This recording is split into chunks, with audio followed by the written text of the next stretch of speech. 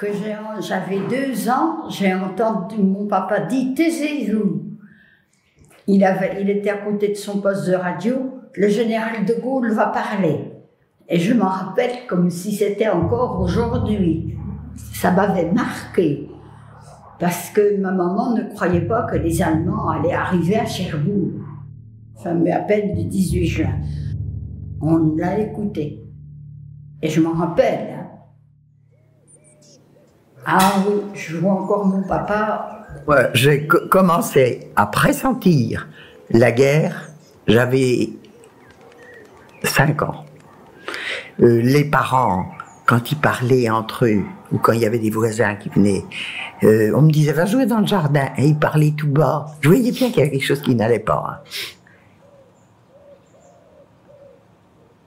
Alors, mais ma mère, on était dans une ferme avec ma mère, et comme on faisait peur aux femmes que les Allemands allaient arriver et violer les femmes et tout ça, alors ma mère avait peur. Alors on partait à pied, on a fait ça qu'une fois, parce qu'on partait à pied coucher chez mes grands-parents.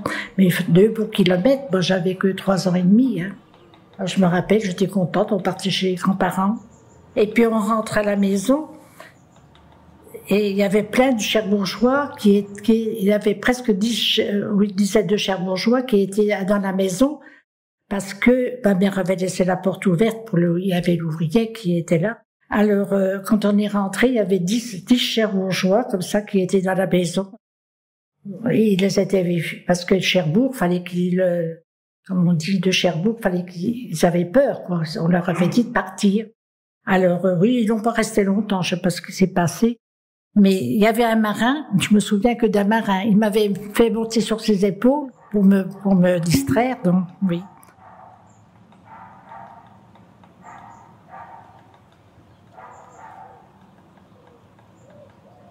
Alors moi non, j'ai pas, parce que nous on est parti vite, moi. J'ai eu tellement peur au bombardement de 40 que je faisais des grimaces, j'avais des tics, et le médecin avait dit à maman, il faut partir en campagne.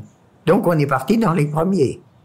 Alors là, on a connu la campagne, alors on n'avait pas tellement d'Allemands, on était à 4 kilomètres des Pieux, non, on ne les a pas. Ça a commencé à mal faire quand ils ont vu qu'ils commençaient à en perdre. J'ai pas été en contact tellement avec les Allemands, jamais.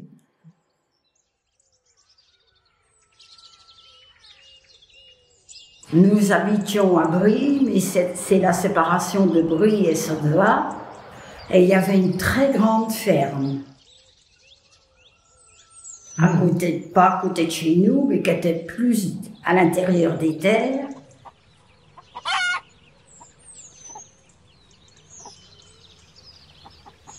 Et les Allemands avaient construit des blocos. Et nous avions une DCA derrière notre maison. Quand les bombardements d'Angleterre arrivaient, la sirène sonnait.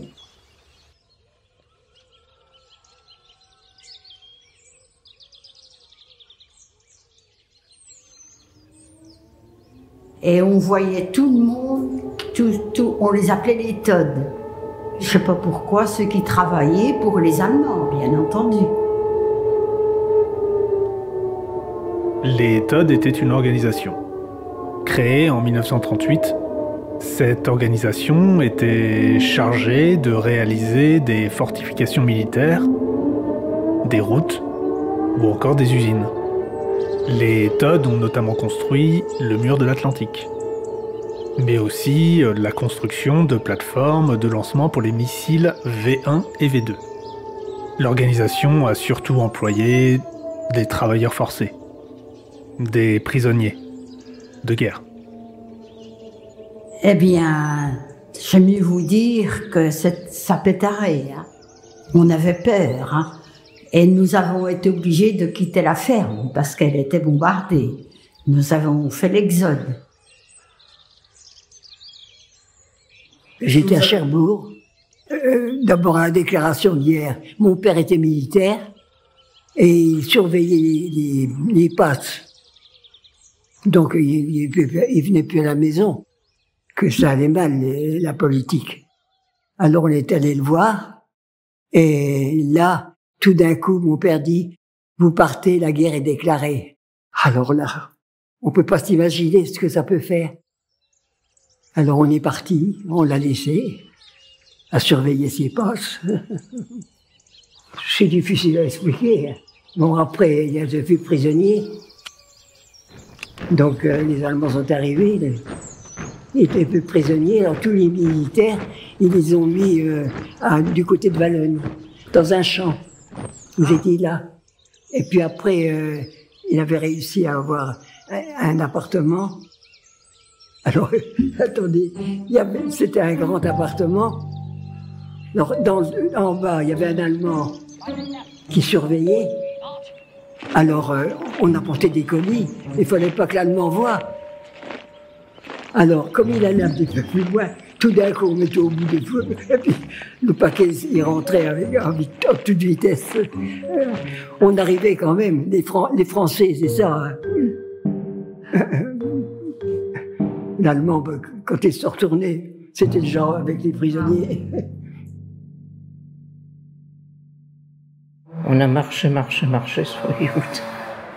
Il y avait les bombardements, il y avait...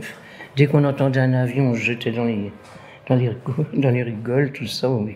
Dans les fossés. Oui, dans les fossés.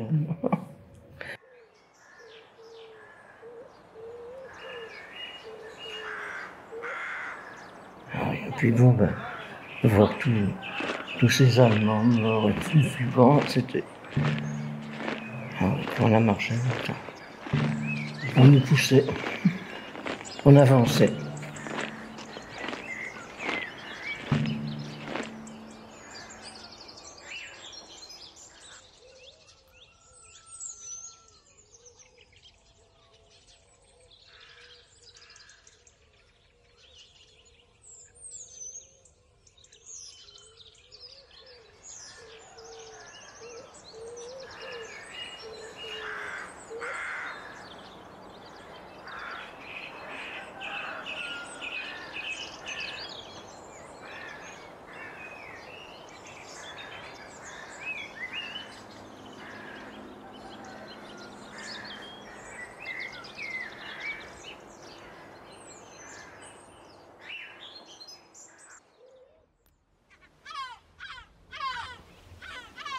J'avais mes parents, mon père faisait la pêche.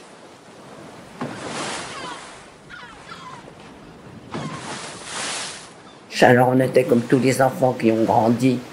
On a eu une jeunesse heureuse, malheureusement qu'on a eu la guerre, beaucoup. Et puis, vers l'âge à 10 ans, on a déjà connu l'arrivée la débâcle française, la mobilisation.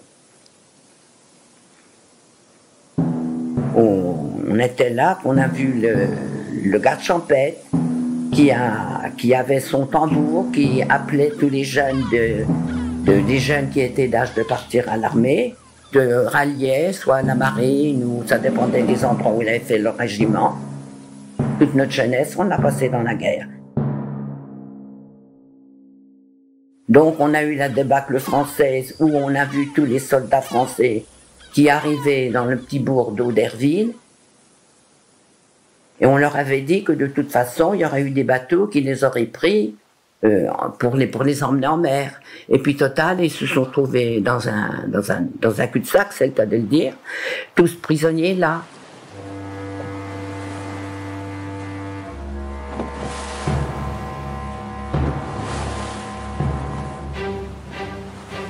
Et à cette époque-là, moi, mon père était patron du canot de sauvetage de La Hague. Ils ont été obligés de sortir le canot pour conduire des ouvriers aux îles pour ne pas qu'ils soient prisonniers à Goric. Alors ils ont embarqué tous ces hommes-là qui arrivaient, il y avait tout qui venait, il y avait les ambulances, enfin c'était la débâcle française. Hein. Ils sont tous arrivés là. Et puis alors après, ils ont été les conduire à Origny, il avait le revolver sous le mer, parce qu'il fallait absolument qu'ils s'en aillent. Ils ont été les conduire à Origny, sur l'île.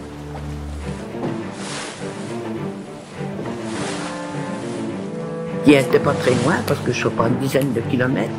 Et puis, donc, ils ont débarqué tous ces gens-là. Ils sont revenus, ils ont refait un deuxième voyage. Alors, ils ont retourné, et puis, dans l'intervalle qu'ils étaient partis, eh bien, les Allemands sont arrivés. Alors, donc, tout ce monde-là était fait prisonnier là.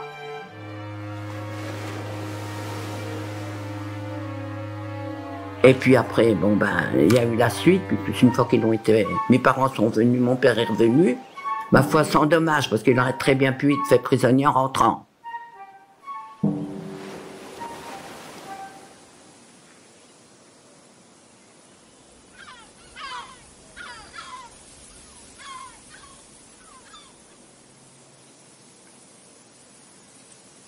Et puis alors, les années se sont succédées par l'occupation allemande. Donc, Auderville était une bourgade très fortifiée, qui était en relation avec Origny, parce qu'Origny, de l'autre côté, était très fortifié, qui faisait un grand barrage pour la mer, vous voyez. Tout le pays était miné, on ne pouvait pas aller en bordure de mer, on n'avait pas le droit, on n'allait même pas dans les petits villages à côté, c'était interdit, et on ne savait pas ce qui s'y faisait. On a eu beaucoup de prisonniers qui sont arrivés dans le village de Lay. Il y avait 2000 prisonniers, dont beaucoup de juifs qui étaient arrivés là, qui avaient été raflés.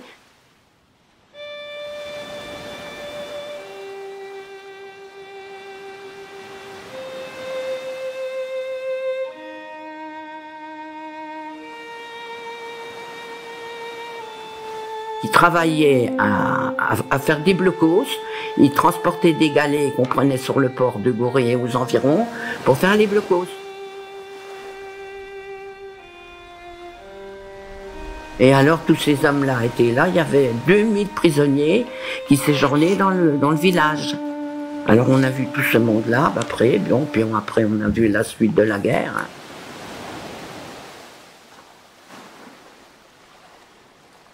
On était bombardés, il fallait voir ce qu'on était bombardés, parce que comme Auderville était très fortifié par rapport aux communes environnantes, eux, ils n'avaient rien. Mais nous, on était très bombardés, on a couché dans les tranchées, on a évacué 3 fois, et donc on a été vraiment malmenés pendant la guerre. Hein. Il y a eu des morts,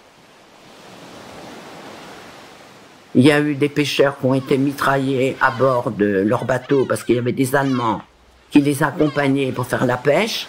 Donc, il y en a plusieurs qui ont été tués, il y en a même qui ont eu les bras arrachés par la mitraillage. Oui, et puis il y a eu beaucoup de dégâts. Il y a eu beaucoup de gens qui ont été décédés. On était vraiment au mauvais endroit.